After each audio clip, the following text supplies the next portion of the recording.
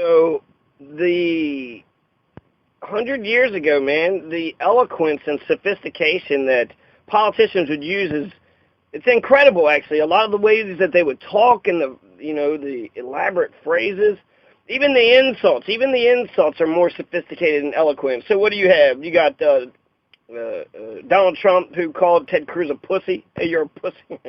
And then he said Rosie O'Donnell's fat. I mean, it's just like pussy, fat. It's like very plain, right? I mean, I guess you're appealing to the lowest common denominator, so everybody knows what that means, right, if you call someone a pussy. But if you were to go to when Taft and Teddy Roosevelt were battling it out, they called each other a puzzlewit. He said Taft was a puzzlewit. Teddy called William Howard Taft a puzzlewit, which means you're stupid, is what that means. Donald Trump just would have been like, you're stupid, and then he would have misspelled stupid, right? But a puzzlewit. Teddy Roosevelt called William Howard Taft a puzzlewit. And then William Howard Taft called Teddy Roosevelt a honey fugler. A honey fugler. And that's just a sort of flatterer. I got the definitions of both of those words up here. That puzzles or puzzles one's wit. So if you're a puzzlewit, it puzzles your wits because you're not very fucking smart. So that's what he was saying. Taft was a puzzlewit, but one who is puzzled, a stupid or silly person. You know, could have just said, you're stupid, but no, you're a puzzlewit. And maybe that was to confuse him too, right? It's like, what the hell did you call me? A puzzlewit? And then it makes him look up the definition.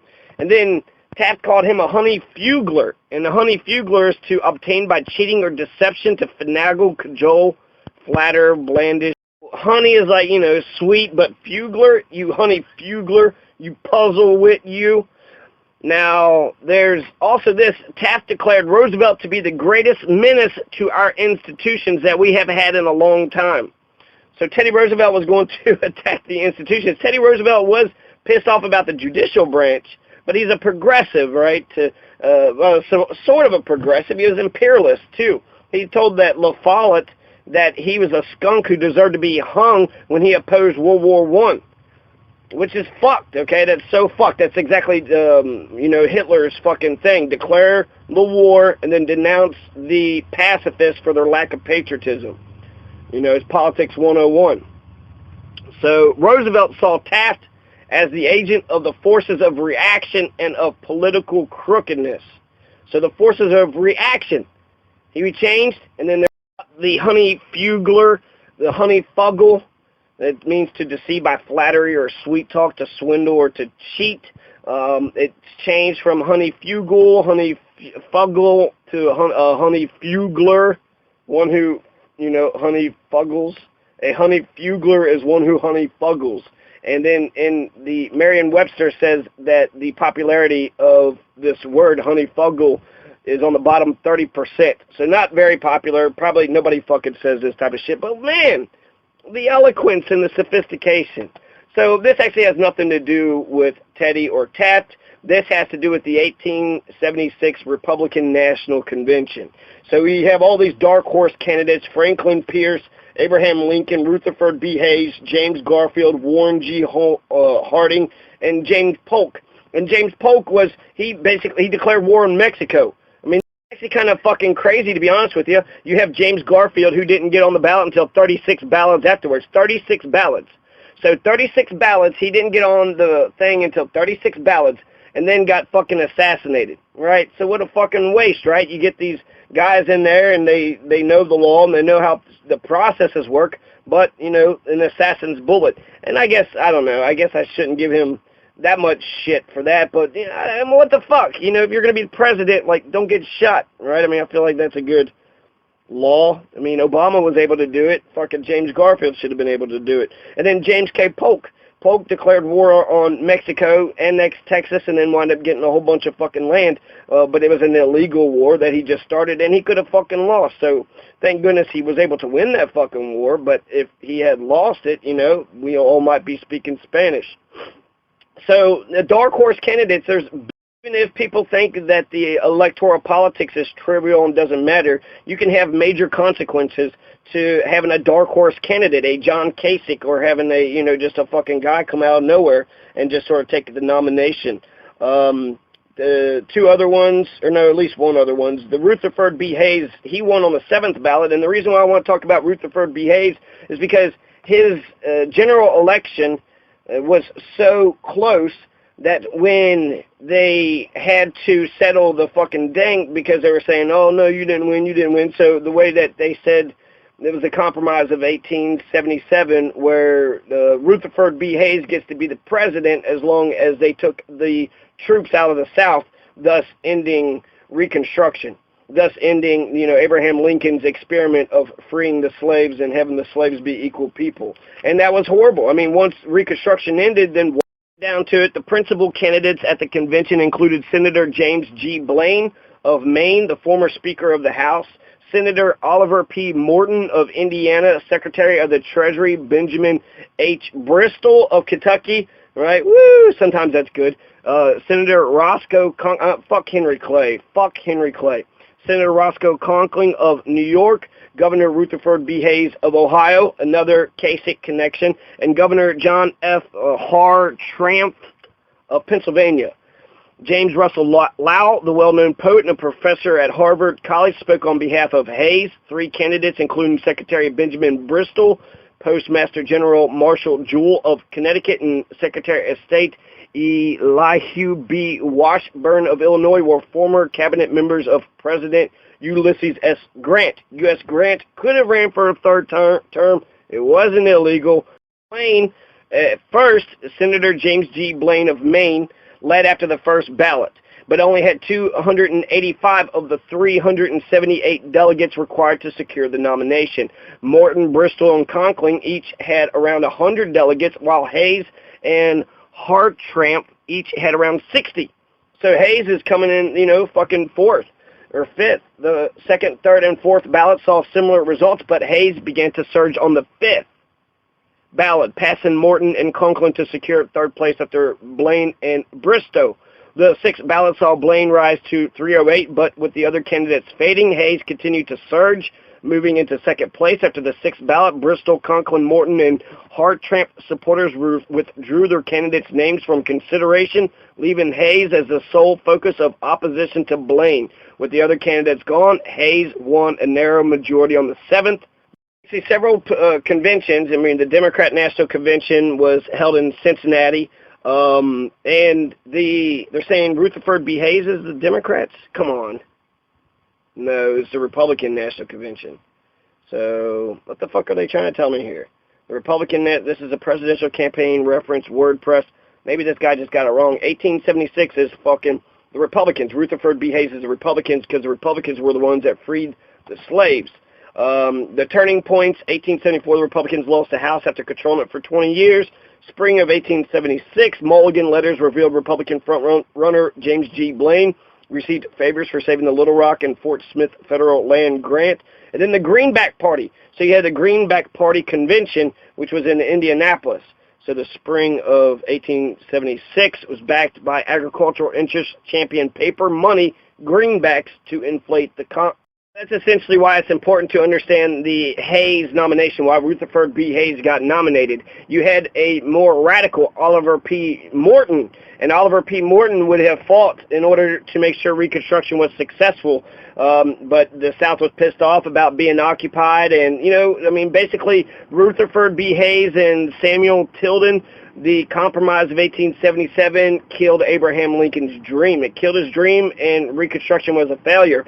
Immediately after the Civil War, South Carolina, the majority of the legislatures, the majority of the convention, of the Constitutional Convention, were black.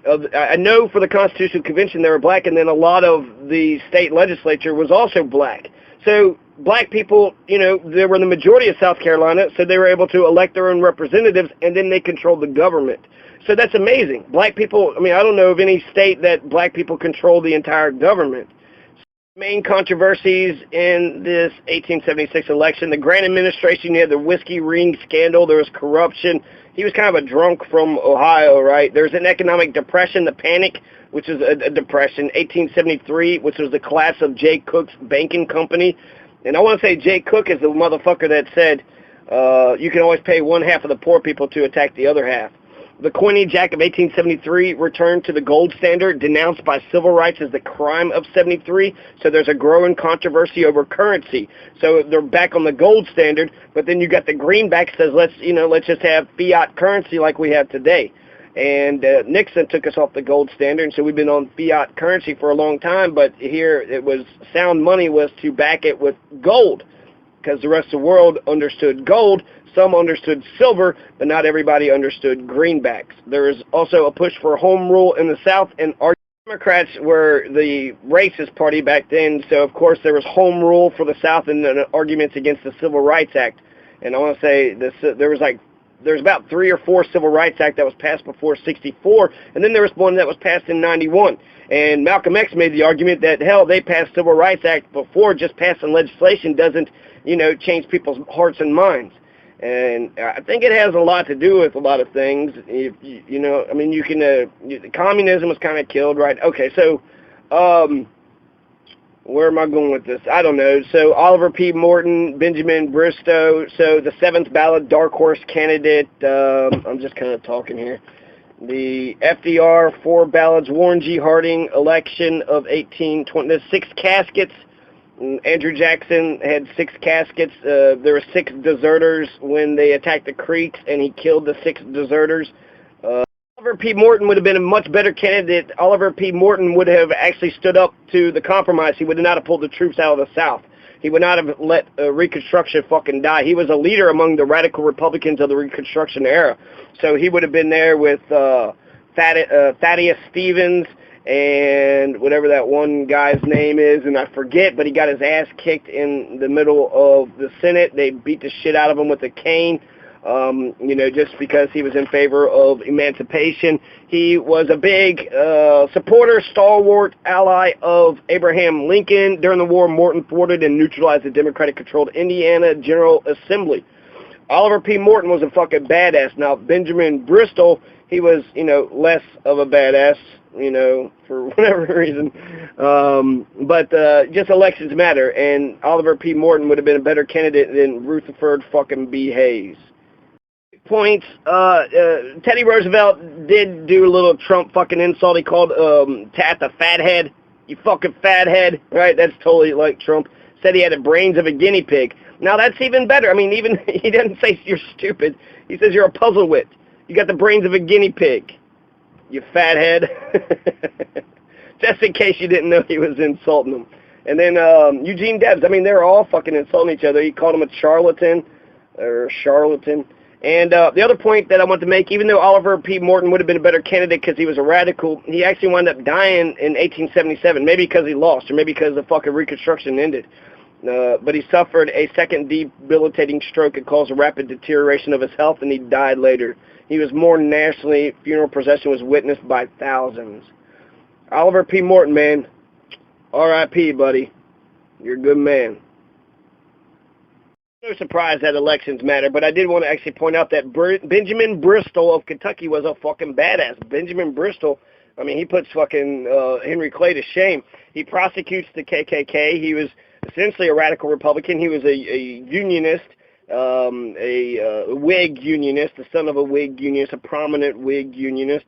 He fought for black people till he died, 1896 or so. But here, I just want to read, in 1891, Bristow traveled to Kentucky and made a speech advocating African-American civil rights, and he says that black people should be given the right to testify in juries. And at the time, Kentucky law forbid the 225,000 black citizens in Kentucky from testifying in any civil or criminal case involving a white man. Now, Benjamin Bristow stated that Kentucky denied African-Americans the right to testify in a white man's case, had roots in slavery, and was a monstrous and grievous wrong to both races. Bristow stated that the Ku Klux Klan Act and the previous Civil Rights Acts passed by the U.S. Congress were designed to protect the humblest citizens from lawbreakers. Bristow stated that he would tax the rich man's property to educate his poor neighbor's child, and he would tax the white man's property to educate the black man's child. Bristow advocated free universal education in all property, and Kentucky to be taxed to pay for schools.